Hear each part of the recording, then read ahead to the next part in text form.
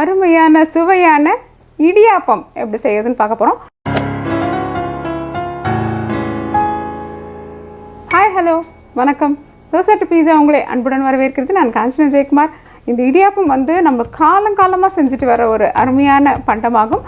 ஆனாலும் இதில் ஏன் நம்மளுக்கு கொஞ்சம் கஷ்டமாக இருக்குது, சில இடங்கள் கடினமாக இருக்குது, நம்மளுக்கு பிழிய வரமாட்டேங்கிறது அப்படின்ற சின்ன சின்ன குறைகளை நிவர்த்தி செய்து அருமையாக சுலபமாக இந்த இடியாப்பம் எப்படி செய்யறதுன்னு பார்க்கலாம் வாங்க.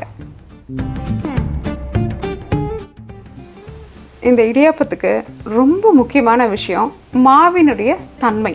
இப்போ நம்மளுடைய நிறைய வீடுகளில் இடியாப்பம் செய்கிறதையே நிறுத்திட்டோம். ஏன்னா அது பிழியறதுக்கு ரொம்ப கஷ்டமாக இருக்குது, பிழிஞ்சா அதே மாதிரி வரமாட்டேங்கிறது, சுலபமாக இல்லை, நல்லா வரமாட்டேங்குது, இப்படி தான் நிறைய காதில் விழுது.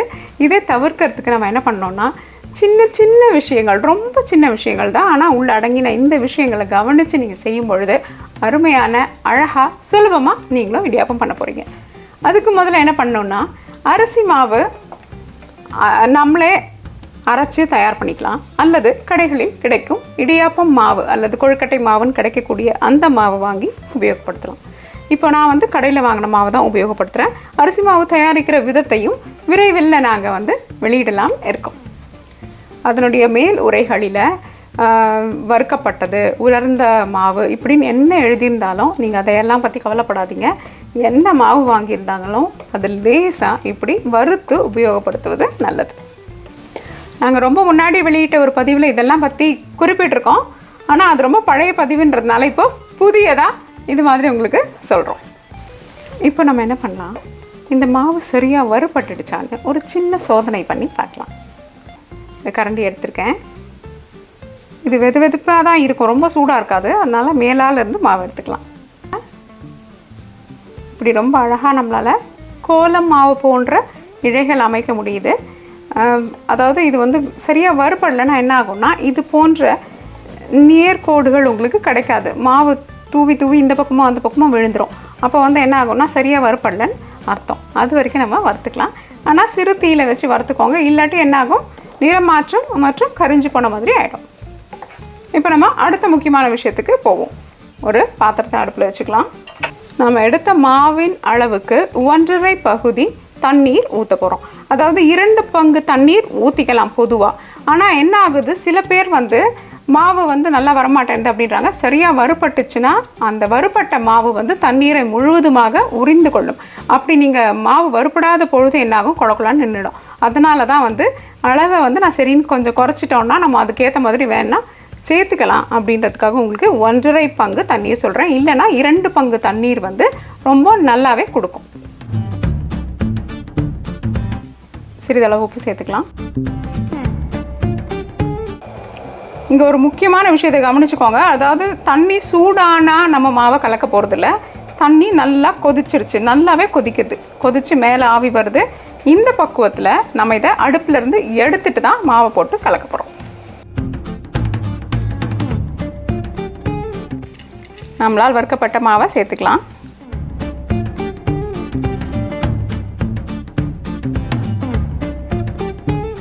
இப்போ பார்த்தீங்களா, நல்லா கட்டியாக நம்மளுடைய மாவு தயாராகிடுச்சு. ஆனால் இன்னும் கொஞ்சம் தளர்வாக இருந்தால் நல்லாயிருக்கும் அப்படின்னு எனக்கு தெரியறதுனால என்ன பண்ண போகிறோன்னா, நான் பழைய சொன்ன அளவு மாதிரியே 1க்கு 2 பங்கு அப்படின்னு வச்சுக்கிட்டோன்னா, இன்னொரு 1/2 கப் டம்ளர் தண்ணீரை இதில் கொதிக்க வச்ச தண்ணியை மெதுவாக இது கூட சேர்த்து நம்ம கலந்துக்கலாம். அப்போது ஒரு கொஞ்சம் தளர்வாக நம்மளுக்கு கிடைக்கும். பார்த்திங்களா, அருமையான நம்மளுடைய இடியாப்ப மாவு தயார். ரொம்ப சூடாக இருக்குது.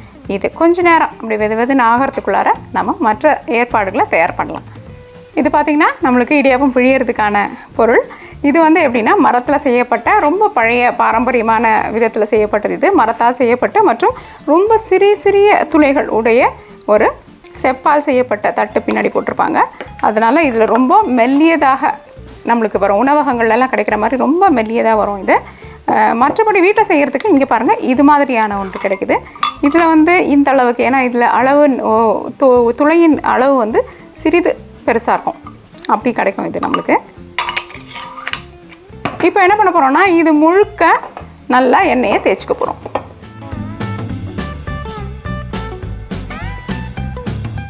இடியாப்பம் தட்டு அல்லது இட்லி தட்டு உபயோகப்படுத்தலாம்.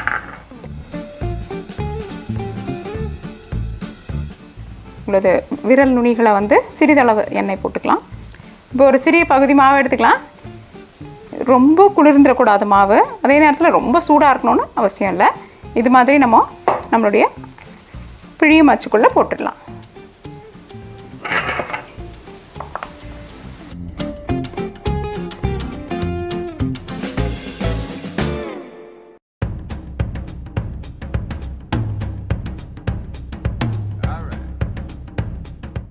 ரொம்ப சுலபமாக புழிய முடிஞ்சது, ஏன்னா மாவின் பக்குவம் ரொம்ப நல்லா இருக்கிறதுனால.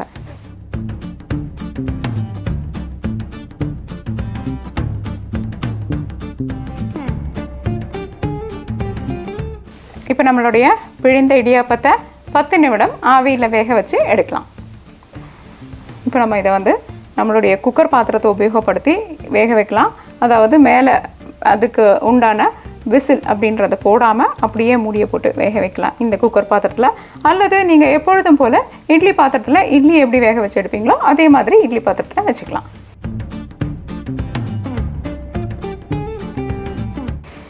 நம்ம இடியாப்பங்களை இப்போ பார்க்கலாம். ரொம்ப அருமையாக அழகாக பரிமாறவும் பக்குவத்தில் தயாராக இருக்குது.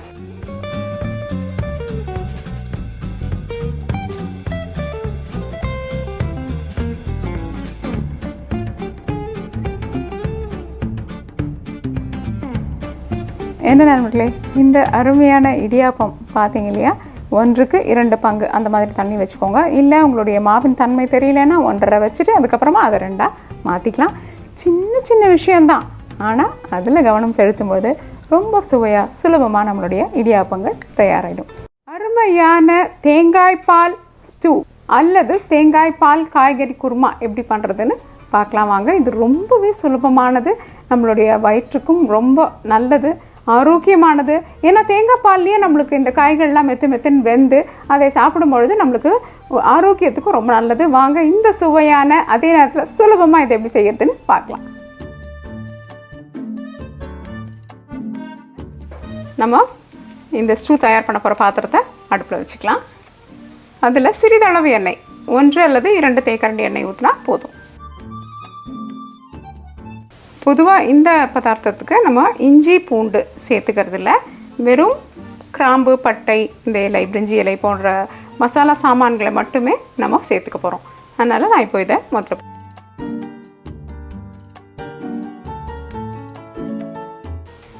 இப்போ நம்மளுக்கு வந்து லேசாக இது வறுப்பட ஆரம்பித்த உடனே வெங்காயம் மற்றும் பச்சை மிளகாய் போட்டுக்கலாம். பச்சை மிளகாய் போடும்பொழுது சிறிது கவனத்தில் கொள்ளணும். நம்ம குடும்பத்துக்கு ஏற்ற மாதிரியான காரத்தை நம்ம போட்டுக்கலாம். இந்த வதக்கலை துரிதப்படுத்துறதுக்காக சிறிது உப்பு சேர்த்துக்கலாம். வெங்காயம் ஒரு 3/4 பாகத்துக்கு வதங்கினோடனே தக்காளி இது கூட சேர்த்துடலாம். இப்போ நம்ம இந்த தக்காளியை வந்து நல்லா வதக்கணும் அப்படின்றது ஒரு கட்டாயம் இதுக்கு இல்லை, ஏன்னா அது வந்து ஒரு மெதுவான காய்கறி தான். அதே தவிர அங்கங்கே சிகப்பு நிறம் வந்து தெரியறது வந்து பார்க்குறதுக்கு ரொம்ப அழகாக இருக்கும் நம்மளோட ஸ்டூ. அதனால் அதை அப்படியே நம்ம உருளைக்கிழங்கு சேர்த்துக்கலாம். கேரட், பீன்ஸ், மஞ்சள் பொடி, தேவையான அளவு உப்பு. இப்போ நம்ம வந்து தண்ணி சேர்த்துக்கலாம். அரை அல்லது ஒரு டம்ளர் அளவு சேர்க்க வேண்டியிருக்கும். அது தேங்காய் பாலுடைய கெட்டித்தன்மையை பொறுத்து நம்ம இதுக்கு தண்ணி சேர்த்துக்கணும். தேங்காய் பால் ரொம்ப கட்டியான பால் வச்சுருந்தீங்கன்னா நீங்கள் அந்த 3வது பால் கூட சேர்த்து இதை நம்ம வேக வைக்கலாம். அப்படி இல்லைன்ற பொழுது இது மாதிரி சிறிதளவு தண்ணி சேர்த்து இதை வேக வச்சுக்கலாம். ஒரு 5 நிமிஷம் மூடி வச்சு வேக வச்சிடலாம். காய்கறிகள் அருமையாக வெந்து காணப்படுது, குழைந்து வேகலை, ஆனால் நல்லா வெந்துடுச்சு. இப்போ நம்ம என்ன பண்ணலான்னா இந்த அரிசி மாவு இருக்கு இல்லைங்களா, அதை ஒரு சிறிதளவு இது கூட சேர்த்துக்கலாம். சிறிதளவு இந்த வெந்த தண்ணீர் எடுத்திருக்கேன், இது கூட நான் அரிசி மாவை சேர்க்க போகிறேன். இது கார்ன்ஃப்ளோர் சேர்க்கறதுனாலும் சேர்த்துக்கலாம். இது வந்து ஒரு சரியான ஒரு தன்மையை கொடுக்கறதுக்காக மட்டுமே நம்ம இந்த அரிசி மாவை சேர்க்குறோம். இதை அப்படியே போட்டுட்டா என்ன ஆகும்னா கட்டியாகிறதுக்கான வாய்ப்புகள் அதிகம். அதுக்கப்புறம் நம்மளுக்கு ரொம்ப கஷ்டமாக இருக்கும் இல்லைங்களா, அதனால தான் நம்ம இந்த மாதிரி பண்ணுறோம். நல்லா கெட்டியாயிடுச்சு. இப்போ நம்ம தேங்காய் பாலை சேர்த்துக்கலாம். தேங்காய் பாலுடைய கெட்டித்தன்மை மற்றும் சுவை வந்து இந்த பதார்த்தத்துக்கு ரொம்ப முக்கியம். ஏன்னா தேங்காய் பால் வந்து கட்டியாக இல்லைன்னா என்ன ஆகும்னா அந்த சுவை நம்மளுக்கு நாக்கில் தெரியவே தெரியாது. தேங்காய் பாலுடைய சுவை தெரியலன்னா வெறும் காய்கறிகளை போட்டு நம்ம காரம் போட்டு வச்ச மாதிரி இருக்கும். அதனால தேங்காய் பால் வந்து இதில் ஒரு ரொம்ப முக்கியமான விஷயம். அதில் கொஞ்சம் கவனம் செலுத்தி நல்ல கெட்டியான பாலை உபயோகப்படுத்துறது ரொம்ப நல்லது. ஒரு 3லேருந்து 5 நிமிஷம் வரைக்கும் போதும். லேசாக ஒரு கொதி வந்த மாதிரி ஒரு உணர்வு வந்துச்சுன்னா நம்ம இதை நிறுத்திடலாம். நிறுத்திட்டு நம்ம பரிமாறுறதுக்கு தயாராகிடலாம். லேசாக அங்கங்கே கொதிக்க ஆரம்பிச்சிருச்சு. நம்மளுடைய தேங்காய் பால் குருமா அல்லது ஸ்டூ தயாராகிடுச்சு. இந்த ஸ்டூ வந்து ரொம்ப நேரம் கொதிக்கக்கூடாது. ஏன்னா என்ன ஆகும்னா கொதிக்கும் பொழுது தேங்காய் பாலிலேருந்து எண்ணெய் வெளியே வர ஆரம்பிச்சிடும். அதனால் இந்த பக்குவத்துலேயே தேங்காய் பாலாகவே அது உள்ளே போகும்பொழுது ஆரோக்கியத்துக்கு இன்னும் நல்லது. அது நிறைய நல்ல பலன்களை கொடுக்கக்கூடிய சாத்தியக்கூறுகள் அதிகம். அதனால் நம்ம என்ன பண்ணலான்னா இப்போவே இதை எடுத்து பரிமாறுறதுக்கு தயாராகிடலாம். சிறிது கொத்தமல்லி கருவேப்பிலை இலைகளை மேலே தூவிடலாம்.